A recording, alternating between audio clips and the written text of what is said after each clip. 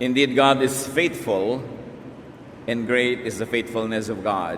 And how are we going to reciprocate God's faithfulness to us? Isa sa mga pinakamatataas sa uri ng pag-worship ay pagpapatawad sa mga tao. But you ask, forgive people? How do you forgive people who hurt you? Or even ask, love people? How do you love people that should be hated? Why was Jesus forgiving, and how could Jesus be forgiving? How could people like us forgive people like us? To forgive and to love, we must first get familiar, know, and then understand people. You have to be familiar with people. Kaya mas namamahal natin na uunawa yung mga taong kilala natin. Sabi nga ng isang maikling tula, we first endure, then pity, then embrace.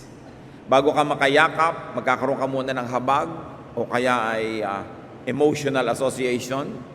Pero sa simula, tinitiis-tiis mo lang dahil hindi mo pa naman mahal ang tao. How to understand people to the point of forgiving, even loving them.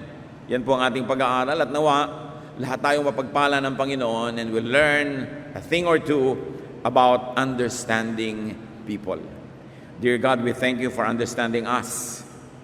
You made us and you know us, and we thank you that you love us. Turuan mo kami, Panginoon, na yung pag-ibig, pag-unawa mo sa amin, magawa rin namin sa aming kapwa. Right now, we ask you to be our speaker. Enlighten us.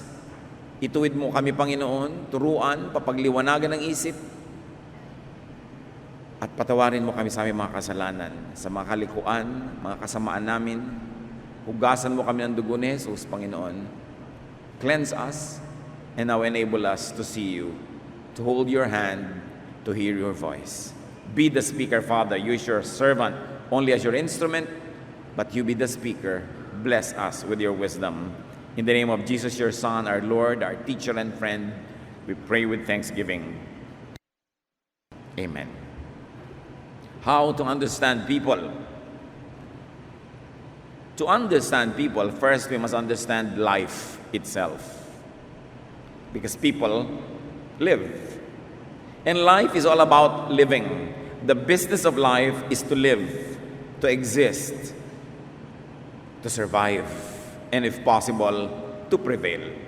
Yun po ang natural order of things. Genesis 1:1 to 12.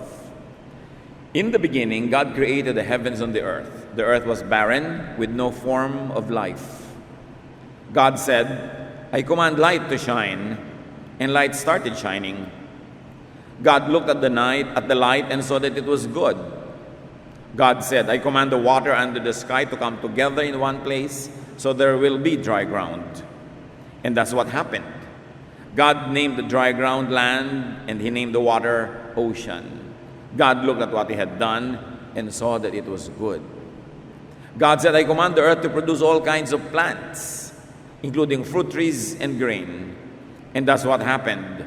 The earth produced all kinds of vegetation.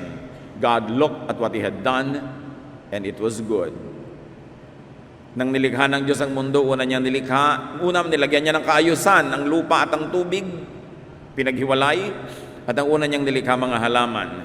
Plants, of course, would need space, light, and water. Kaya nauna na yung lupa, yung liwanag at tubig.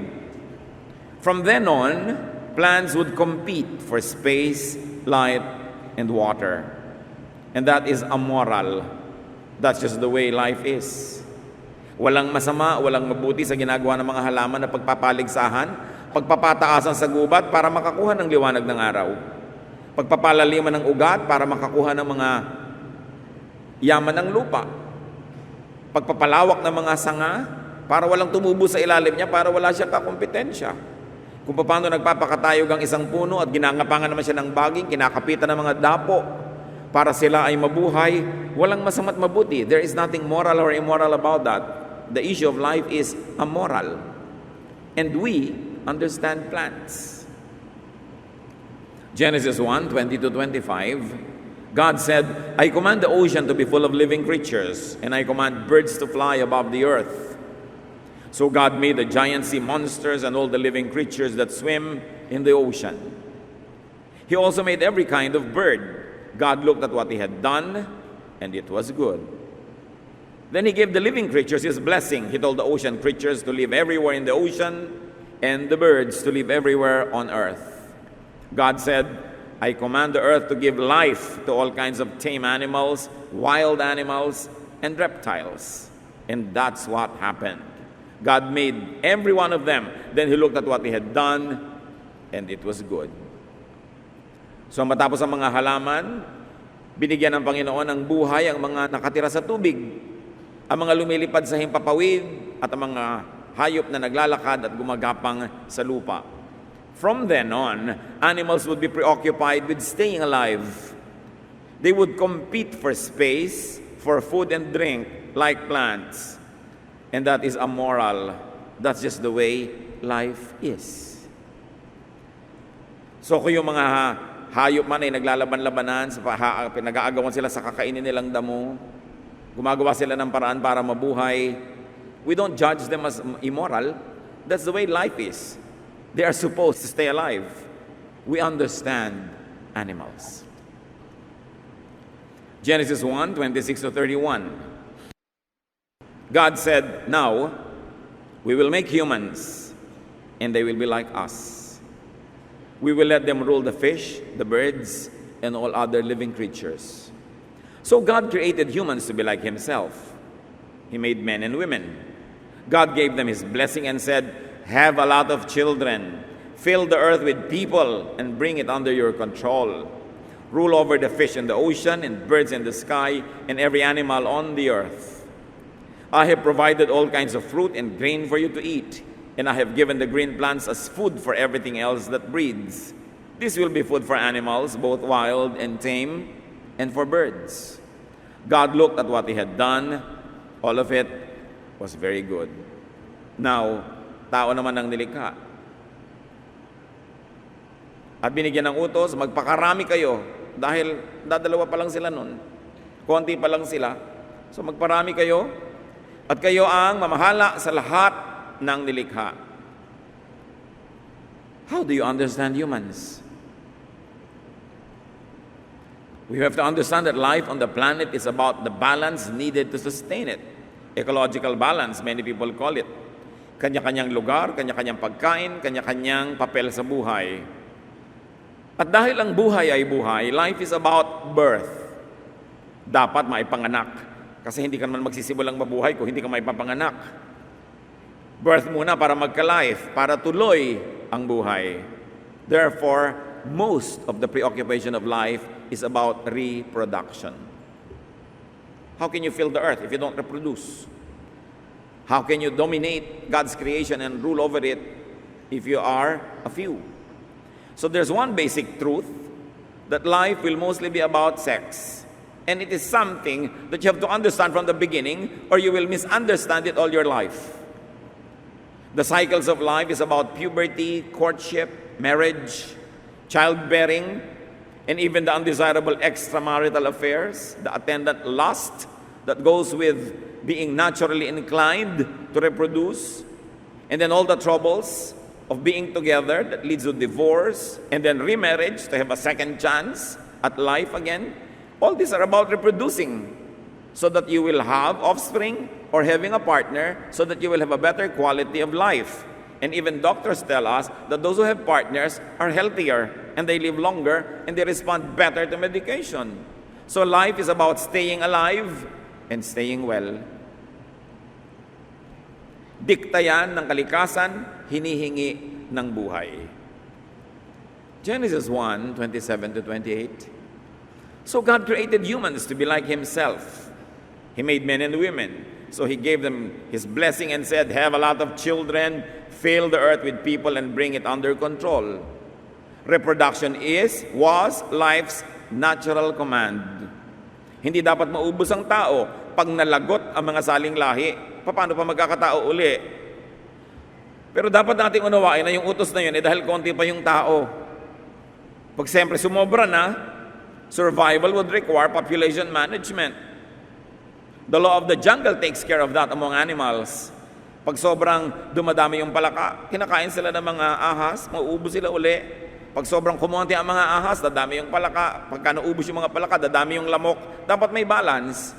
Pero sa mga tao, how do you manage that? Of course, responsible parenthood dahil sa kabihasnan. Hindi naman tayo nagkakainan dahil ang dami na nila ubusin natin, ang dami na nila patayin natin. It's not like that.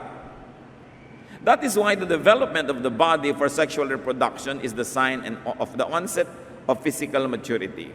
Sa lahat ng matatandang kabihasnan, mga tribal cultures, ipinagdiriwang pag ang isang dalagita ay nagdadalaga na at ang isang binatilyo ay talagang magbibinata na. Adolescence, rites of passage are celebrated.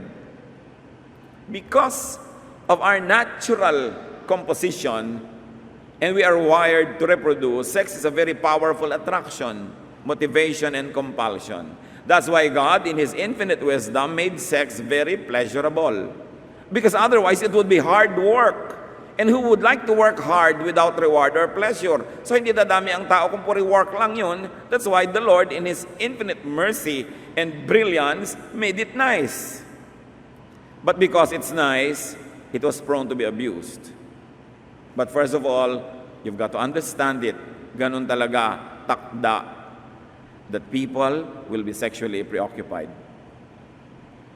That is why reproduction, together with real estate, is a major theme in the history of the Israelites. Pag binasa niyo ang Old Testament, dalawa lang ang theme niyan. Pagpaparamihan, panganganak, kahit sa anong paraan, at pagkuha ng mga lupain, pagde-defend dito, at pagsakop sa iba pa mga lupain, at paglalagay ng mga bakod at muhon, at mga tanda. Yan ang preoccupation ng Old Testament because Israel was preoccupied with survival. So they always had to be concerned about population growth and real estate management because they were always threatened with decimation. Parang lagi na lang silang mauubos, kaya pati kakainin nila, sobrang ang daming bawal, safe na safe dapat, ang daming tradisyon to keep the population alive, at least until the Messiah was born. Kaya merong mission yung mga Israelites to keep themselves alive. Kaya giyera dito, giyera doon, diet dito, diet doon, at anak dito at anak doon. You will notice that even Jewish morality bended with demographic needs. Ang kanilang sense of right and wrong was shaped by their need to have children. That's why it was all right for the men to have multiple wives. Kasi gera sila ng gera, mamamatay yung mga kalalakihan, uuwi ngayon ng konting lalaki, ang daming babaeng balo. Anong gagawin mo doon? Sino magpapakain sa kanila? Paano sila magkakaanak? So kailangan anakan sila ngayon ng mga natirang kalalakihan. Kaya ang daming nagiging asawa ng mga lalaki nung araw because they were very, very preoccupied with continuing the line. Kaya maraming teaching talaga sa Bible, kung tutuusin mo, lalo sa Old Testament, ang sinasabi lang, sayang ang sperm. Bawal ang sexual activities na nag-aaksaya nito. Pag binasa niyo ang Bible, kaya maraming mga sexual questions tungkol dyan. Bakit namatay si ganon? Bakit napagalitan yun? Kasi nag-aaksaya sila. In the Old Testament, it was the glorified virtue for women to bear children. Kaya parang isinumpa ka kung babae kang hindi magkaanak. As many as possible dapat ang anak. And it was the virtue of men to sire children with only lip service to faithfulness to a wife or to many wives. Napagalitan ba si Solomon na maraming asawa, si David na maraming asawa, si Jacob? Lahat sila. Bakit ganun nung araw? Because they only wanted to be many. Yun ang takda, kailangan mag-survive. And it was considered a blessing to have many children. Siyempre, noon yun, nung maluwag pa yung planeta. Pag wala ka nang maipakain, maitustos, hindi na blessing yun. Dapat nang i-manage. But what's the point here, brothers and sisters? Understand, living beings, plants, animals, the birds and the bees will be sexually obsessed. You have to understand that. You have to begin with that fact so that you will have a grasp of the real situation of people. Pati mga bulaklak, kung nanonood kayo ng mga palabas sa TV tungkol sa biology, mga halaman, flowers, pollination are all about sexual reproduction. The flower of a plant is nothing but its sexual organ. At anong ginagawa ng mga halaman sa kanilang bulaklak? Kinukulayan, pinapabanguhan, nilalagyan ng mga dekorasyon para maakit nila ang mga bubuyog at sila'y puntahan so that there will be pollination or cross-pollination. Whenever you see a flower or a bee, you're seeing sex. And there's nothing immoral about it. Itinakda yun na dapat magkaganon. Ano ngayon ang kinalaman natin dyan? Understand that people will be sexually obsessed. Huwag itong pagtakhan. Hindi ko sinasabing tolerate or encourage, but at least understand it. And people will commit mistakes because of their sexual obsession. People are wired for sex. Sobrang denial pagka yan ay itinanggi ng sinuman. Now, understanding and appreciating this natural reality, might a jealous or a betrayed spouse, a sexual abuse victim, or a conservative person understand and forgive those that offend them? Kaya bang unawain ng isang ginang ang kanyang husband na hindi napigil ang sarili at nagkasala? O ng isang ginang na hindi napigil ang sarili siya ay nagkasala? Kaya ba siyang unawain ng kanyang asawang lalaki? Kaya bang unawain ng isang taong naabuso sexually na yung nang abuse kasi sa akin was sexually obsessed? At kung ano man ang nangyayari sa kanyang buhay noong oras na yun, anong iniisip niya, anong chemical composition ng kanyang blood, ano yung psychological need niya, ano ang nagbunsod sa kanya para gawin ito? Yung mga conservative na no-offense sa mga hindi conservative, kaya nyo bang maunawa na yung mga iba talagang sexually preoccupied kaya halos maghubad na paglalakad sa kalye to be attractive? Hindi ko sinasabing i-tolerate o kaya encourage.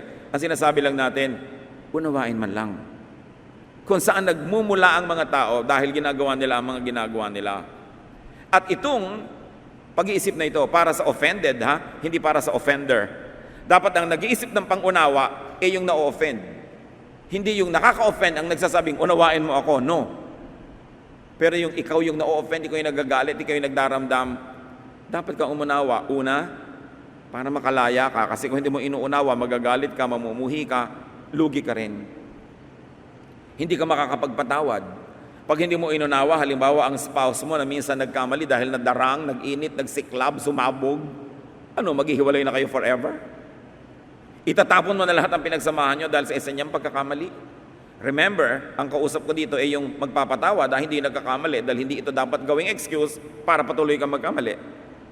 Pero ikaw, na pwede kang magpatawad, hindi mo ba isipin yan? Ang unang paraan po, nung wala pang mga kabihasnan, was the law of the jungle. Base animalistic nature. Kaya nagkaroon ng civilization.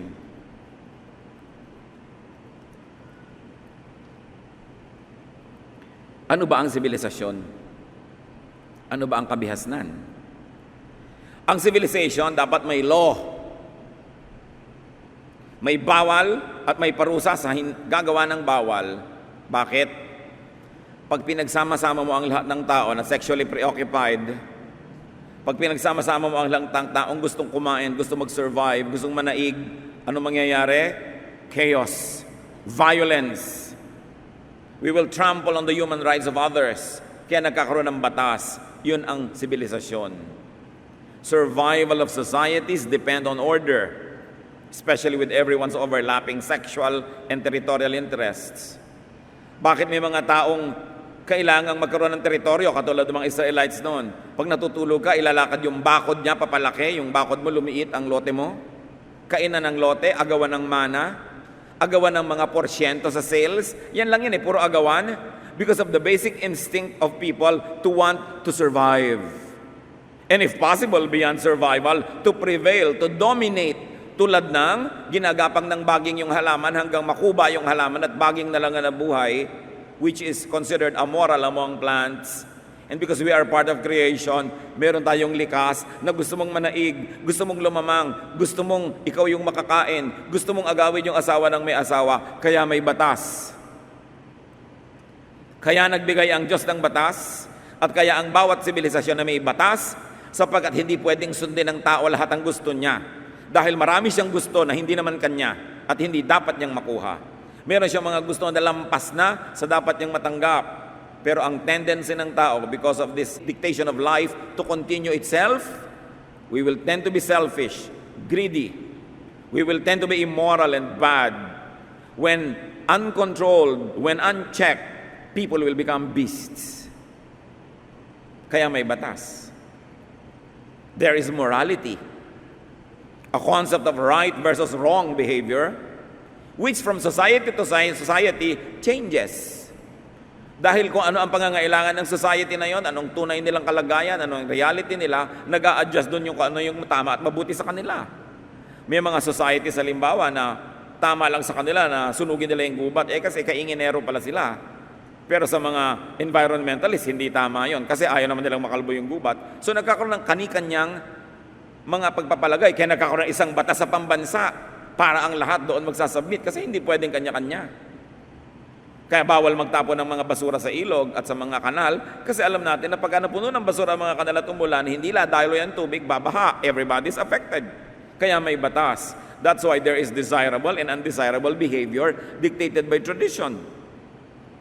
There are laws and legal punishments, and they were developed.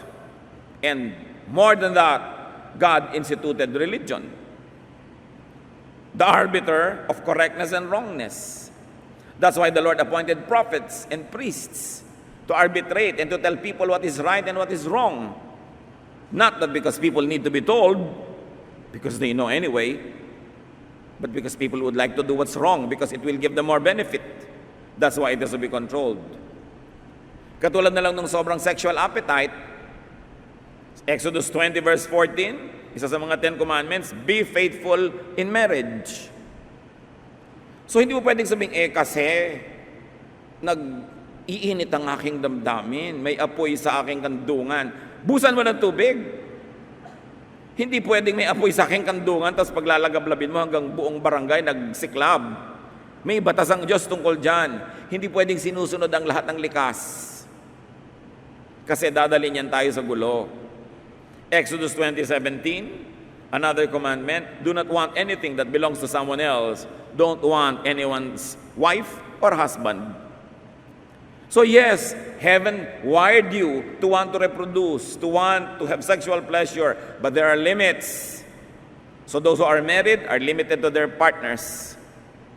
And those who are single should not mess with those who are married because those married people should be limited to their partners also. So ngayon pinagbabalanse mo yung natural, yung likas, yung biological, at yung spiritual, yung tama, yung mabuti. May remedy naman because people nga are sexually designed to be active. 1 Corinthians 7:9, sabi ni Paul, if you don't have enough self-control, then go ahead and get married. After all, it is better to marry than to burn with desire. So sabi ni Paul, meron kayong mga desires, pues mag-asawa. Ano po yung unsaid? That everything is honorable in the marriage bed. Na dapat lahat ng siklab, apoy, init, lagablab, gawin nyo within marriage and it's acceptable, even honorable. But outside of that, the law of God and the laws of most lands prohibit it. So marriage, yung ginawa sa Bible na solution sa gulo.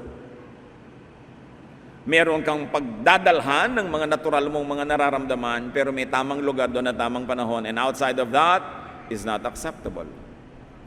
To establish order, behavior has been controlled by the temple and by the palace, by the church and by the state.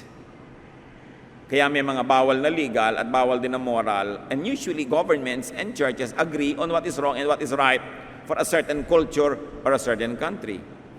Traditions and social punishments were glorified. Kasi magulo pag walang ganon. At bakit nagalit ang Diyos sa Malakay 2:14? And why isn't God pleased? It is because He knows that each of you men has been unfaithful to the wife you married when you were young. You promised that she should be your partner, but now you have broken that promise. Ito yung sumbat ng Diyos sa mga kalalakihang nagtataksil sa kanilang asawa. Sabi ko noon, galit ako sa inyo, hindi ako natutuwa sa inyo, dahil pinagtataksilan nyo ang mga babaeng pinakasalan nyo ng mga pare-pareho pa kayong bata. Bakit nyo sinisira yung pangako? Habang inuunawa ng Diyos that people have sexual needs and urges, He has placed correct venues for such activities, and that is within marriage. Morals, values, institutions, regulations are for order, for smooth interpersonal relations, and for function as community. Hindi ka naman nabubuhay para lang sa sarili. We all share time and space. So there are rules that govern our behavior. Dahil sa selfishness ng tao, kinailangan ng batas at kinailangan ng parusa. Saan man na matinong lipunan, saan man na matinong kumpanya, saan man na matinong pamayanan o pamilya, pinaparusahan ang mali. Pagkat pag hindi mo pinarusahan ang mali, lahat na magkakaroon ng lakas ng loob na gumawa ng mali at magkakawatak-watak, magkakagulo-gulo ang lahat. Regulations are for survival of groups and individuals. Napaka-importante. So understand, in order to survive, thrive, and dominate, some persons could be selfish or selfless. Magkaiba yan, selfish or selfless, pero pareho lang yan, at the end of the day, the person satisfied himself. Meron pong bad selfishness. Halimbawa, konti lang yung pagkain, may crisis, kakainin ko lahat, mamatay ka na lang dyan, selfishness yun pero bad. Ano yung good selfishness? Konti lang yung pagkain, sa'yo ko ipapakain, ako yung namatay, nabuhay ka, pero sabi niyo, anong selfishness doon? Kasi sa pagbibigay ko sa'yo, sumaya ako.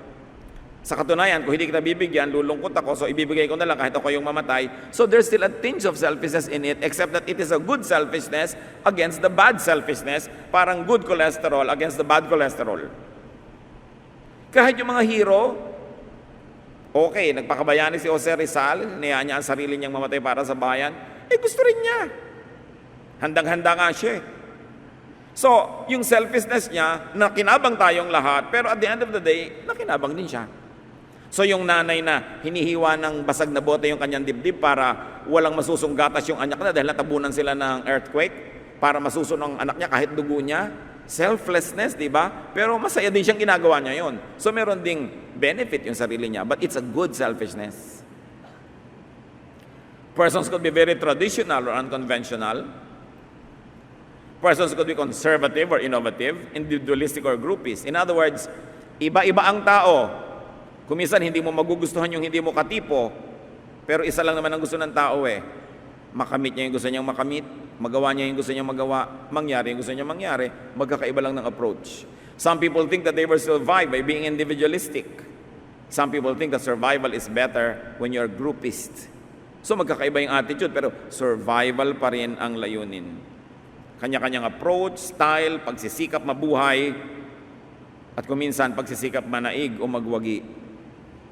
Sa contest, magagalit ka ba doon sa nanalo ng first prize? Samantalang pwede rin naman na ikaw yung nanalo, kaya lang hindi ikaw yung nanalo. So there is nothing immoral about winning because you all join it, except that some win and some don't. So hindi ka dapat nagagalit doon sa nanalo. Ganun talaga, siya yung nanalo.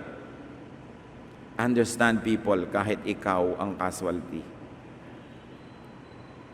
Iba-iba ang pinanggagalingan, pero isa lang ang pinupuntahan, survival or dominance. Understand others. Understand the un-you. Yung hindi ikaw, yung kabaligtaran mo, unawain mo. Understand your opposite. Understand even the competitor. Meron nga ako isang kausap, sabi ko, pambihira naman yung isang chain of companies, puro sila na lang, lahat na lang sila. Ang dami-dami na nilang brand, sila na lang nang sila. Sabi naman nitong isa, kasi magaling lang sila. Kung hindi naman sila magaling, yung ibang brand ang dadami ng dadami. Ganun lang talaga.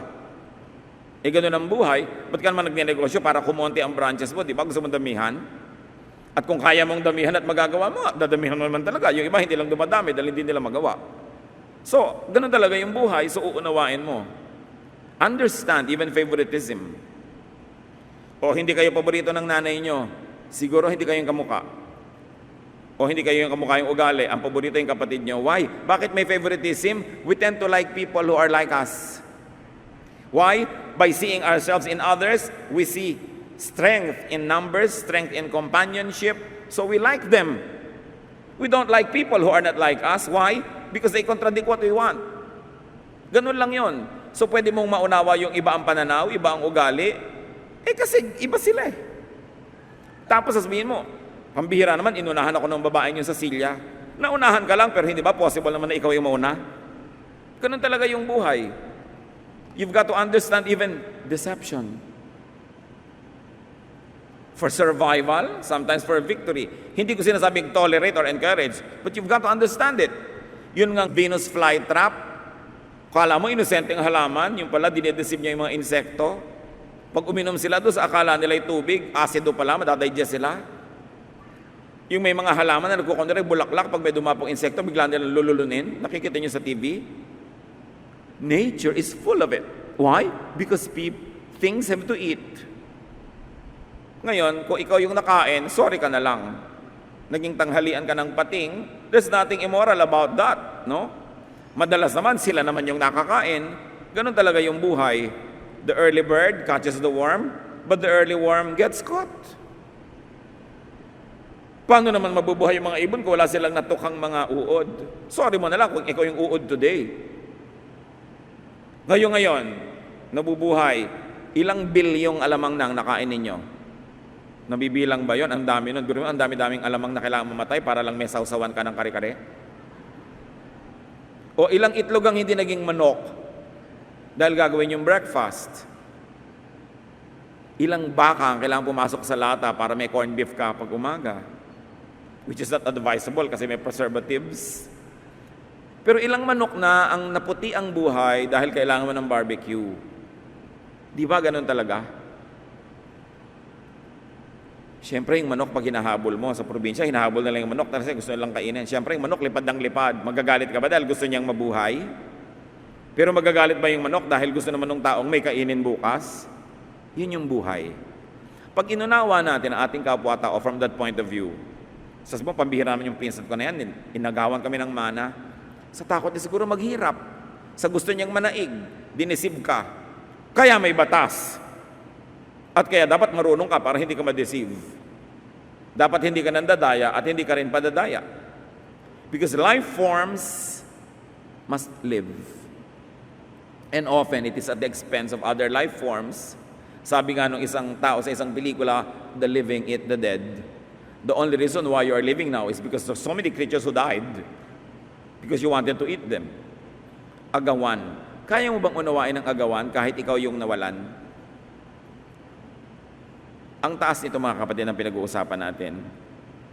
Kasi ang taas na ng spirito mo, pag naagawan ka na, naunawa mo pa yung ng agaw.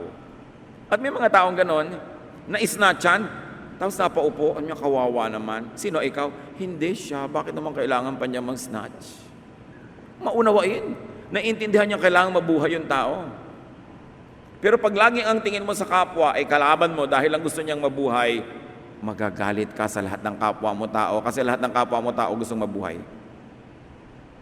Magagalit ka doon sa na-promote sa office. Yan kasi sip-sip, na-promote tuloy. Kasi ganito. Siyempre, ikaw ba ayaw mo ma-promote? Ang salagay, wala siyang gagawin para hindi siya ma-promote. Natural lang yun. Kaya may the best person win. Ganun lang yun. Walang personalan. Now, use this to understand, not to seek to be understood. Do not use this as an excuse to be uncivilized. But when people are uncivilized to you, at least understand them. Sasabihin mo, kasi tao. Kasi marami nagtatanong lagi sa akin sa tagal-tagal ko ng pastor mga kapatid, 3 dekada, pastor, paano po ba nagpapatawad? Hindi ko talaga magawa. Hindi ka nakakapagpatawad kasi hindi mo inuunawa. Pag naunawaan mo na, doon ka lang nagpapatawad. Kaya ang mga magulang, madali magpatawad. Kung minsan hindi pa nga nagkakasala yung anak, napapatawad na. Bakit? Kasi kilala nila yung anak at inuunawa nila. Bakit po violento yung anak nyo? Tapos napang-asawa ko siya. Alam mo kasi iha nung bata yan, nabagok. Nadagan na ng tren ng ulo niya. So, dahil uunawaan mo siya, napapatawad mo. Bakit po ang damot-damot ng anak nyo? Kasi alam mo nung maliit yan, taghirap kami nun, wala yang nakaing masarap, at nag-aagaw-agaw sila magkakapatid, lagi siyang talo. Kaya ngayon, hanggang ngayon, nakikipag-agawan pa. You understand because you know. Hindi ko sinasabi mga kapatid na mag-tolerate tayo at gawin nating masamang ugali natin. Pero pag may taong masamang ugali, hindi nyo mapatawad, subukan nyo unawain muna. Bakit siya ganun? Mga ginang, kaya nyo bang maunawa yung mga kiridang inagawang asawa nyo? Sa una, no? Pero pag naisip mong, sexually abused pala yan nung maliit. Wala palang nagmahal sa kanya. Kaya nung makita niya ang asawa mo, sabi niya, mahalin mo ako para sa lahat ng hindi nagmahal sa akin. So baka pwede niya nang simulang maunawa. No? Tapos yung pala, insecure siya, natatakot siya mapag-isa. Hindi man niyo siguro matanggap, pero mababawasan ang galit niyo. And then you will begin to see this woman as, kawawa naman. Bakit kailangan niyang mang-agawan ng asawa ng may asawa? Kasi walang tumototoo sa kanya ba? So maunawaan nyo. Importante. Now, life is about reproduction. Number 2, life is about growth. Hindi naman pwede ipanganak ka lang tapos na. Dapat lumaki ka. So, you understand consumption. People will be consumers. Sa Bible nga, nung taghirap, nagkaroon ng famine, may mga nanay na iniluto ang kanilang mga anak. Can you imagine? Tapos, nagpatalinuhan. Yung dalawang nanay, sabi niya, alam mo, lutuin natin yung mga anak natin. Sabi naman ng isa, sige, yung anak mo muna. Pumayag naman tong isa. Di nagkain na sila. Nung nakakain na sila ngayon, bumalik na yung katinuan. Nung ngayon magugutom na sila uli, sabi naman nung isa, yung anak mo naman, ayoko nga. Nagkagalit sila, nagsumbong sa hari. Dahil bakit sabi yung anak ko niluto namin, ito yung anak niya ipaluto. Ba't ka nauna na pumayag? Kaya may cannibalism. You can never tell. Nakikita nyo yung mga boat people, mga refugees from other Asian countries. Sinisikap nilang magpunta sa Pilipinas, sa Palawan. Sasakay sila sa bangkang kiliit-liit na walang makina. Sa gitna ng dagat, nagkakain na sila. Ang daming ganon. Because life must live. The living eat the dead. That's why we need morality, we need God, and we need government. Otherwise, the law of the jungle will prevail. Gusto kong ipakadiin-din at paulit-ulitin. Hindi ito para maging excuse para tayong mag-asal hayop. Pero unawain natin yung mga nag-aasal hayop. What makes them do that? What is their need? Ano ba ang kanilang genes? Ano ba ang mga uri ng dugo ang nananalaytay sa kanilang mga ugat? Ano ba ang kanilang blood type? Ano ang body type? Ano ang childhood nila? Ano ang experiences nila in education? Anong upbringing? What emotion are they go through? What are their deprivations? Ano ang kanilang mga pangunahing mga gusto sa buhay? Ano ang nararamdaman nila? What was their body chemistry? Lahat yan naghahalo-halo, naglalakip-lakip. So people behave the way they behave. To understand the complexity of the human behavior will be to set yourself and get yourself ready to love people. So you understand selfishness. Nasubukan niyo naman, may kasama kayo sa bahay na bodybuilder. Gusto niya kainin na lahat yung pagkain, hindi ba? Parang lahat ng karne doon, lahat ng steak doon, kailangan makain niya. Kasi yung mga muscle niya, bawat niya nagsisisigaw, karne. Calcium. Kaya nangangayayat yung mga asawa ng bodybuilder. Liba na lang ang laki ng budget nila. Sa kanya napunta lahat yung calcium. So may mga nang-uuna, nag-aagaw. Kasi, tao. Nag-aagawan sa bus, nag-aagawan sa ganito. Kasi gusto makauwi. May nakatakda sa tao. Tulad ng genes. At meron din naman nakokontrol. Kaya tinitimpla. Pag alam mo na galing ka sa isang lahing marahas, isang lahi na mainitin ang ulo, lagi nagagalit, alam mo na magtatrabaho ka extra hard to control it. Kasi you're genetically predisposed to be violent. May genetics involved Pero hindi yan excuse dahil may spirito tayo that is above matter.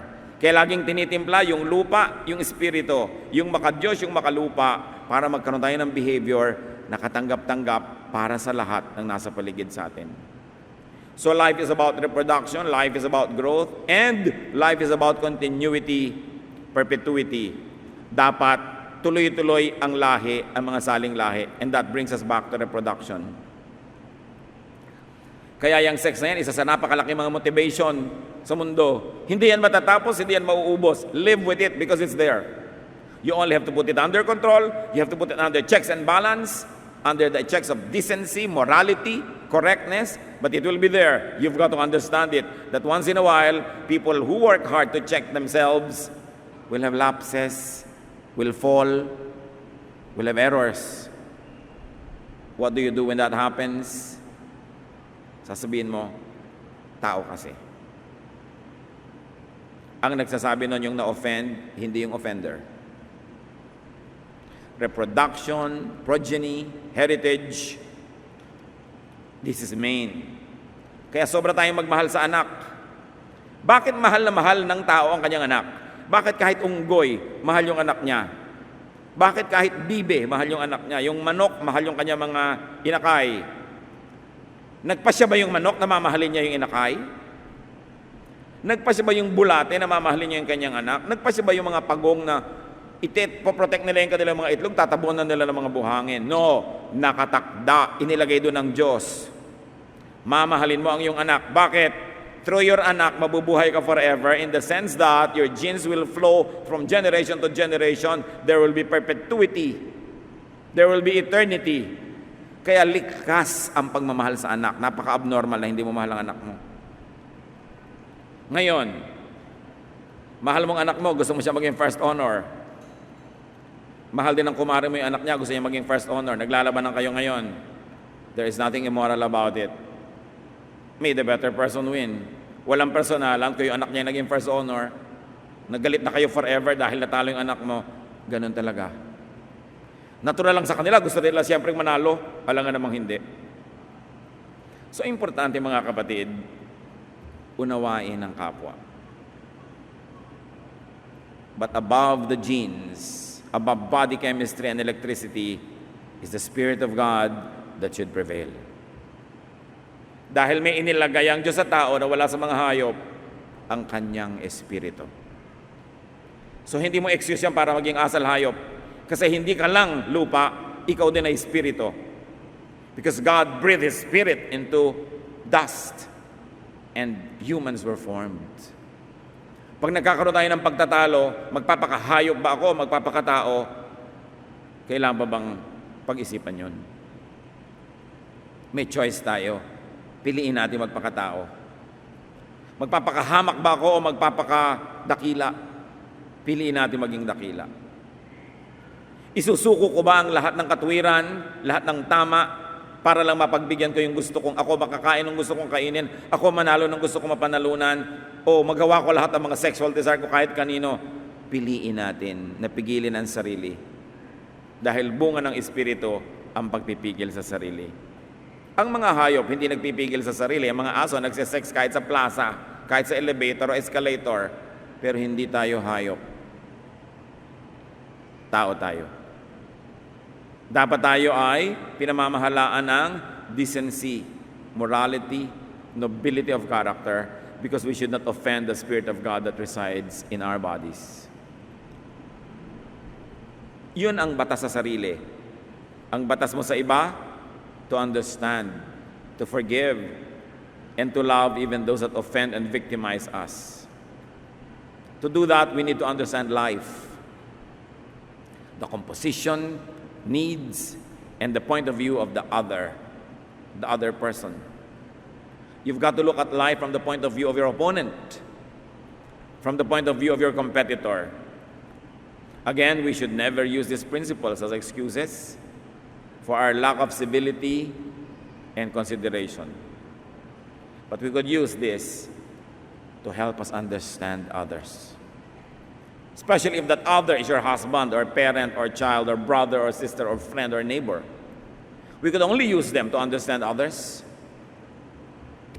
We could only use them to comfort ourselves and others, and to warn us against our own untamed animalism. Pag inaalala natin ang lahat na ito, para lang paalalahanan ang sarili natin na pag hindi natin sinupil ang ating sarili, magiging mga asal hayop tayo. So sinusupil mo yung sarili. May buffet, nauna ka doon sa pila, magpakatao ka, huwag mong kunin lahat. Kailangan may matira sa iba. Kumisan buffet pa lang, bagsak na para na tayong mga beasts. Para ka mauubusan. Alam niyo yung mga nauuna sa buffet, yung first 10 people, you've got to be very fast. Huwag niyong kunin lahat, bumalik na lang kayo. Kasi ang tagal maghintay. Pag hindi kayo yung kumukuha, tapos ito, ano nga bang gusto ko dito? Ay, ito nga ba? Ayun nga ba? Gusto ba nang itulak ang tagal-tagal? Nararamdaman niyo ba yan sa buffet? Ang arte-arte nung kumukuha, ganyan-ganyan pa, konti-konti, hindi lang isang sandok na malaki agad. We have to be considerate of others who are hungry. Alam niyo naman tao, pag nagugutom, nagiging hayop. Pag nabusog na ulit, bumabalik yung pagkatao. You see, body chemistry. So be generous and understanding of others. Be self-controlled and strict with yourself. 1 Peter 5:8. Be self-controlled and alert. Your enemy, the devil, prowls around like a roaring lion, looking for someone to devour. So understand your competitor, your opponent, your assailant, your aggressor, your offender. Gusto lang niyang mabuhay.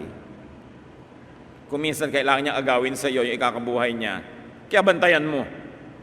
O magbigay ka na ng kusa para hindi ka na kailangang agawan. 1 Peter 4:8. Most important of all, you must sincerely love each other because love wipes away many sins. Bakit nabubura ng pag-ibig ang mga maraming kasalanan ng iba? Kasi nauunawa mo, pagmahal mo. Nagpapatawad ka at ganun ang pagpapatawad ng Diyos. Bakit tayo pinapatawad ng Diyos? Kasi naunawaan niya tayo. Psalm 103:13-14. Just as parents are kind to their children, the Lord is kind to all who worship Him because He knows we are made of dust. Alam ng Diyos, may component tayo na lupa lang. He wants us to be excellent, to be nearly perfect, but He knows that we are made of dust. If He knows that and understands us and forgives us, would you like to know that about the other person next to you? So that you could also understand and forgive and possibly even love. God and parents forgive, accept, and love because they know, they understand.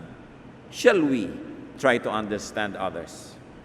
Shall we try to perhaps forgive and hopefully even love? Panginoong Diyos, salamat dahil maraming mga katuruan sa Biblia na pwede namin panghawakan. At pwede naming lampasan yung aming human nature because we have a spiritual nature.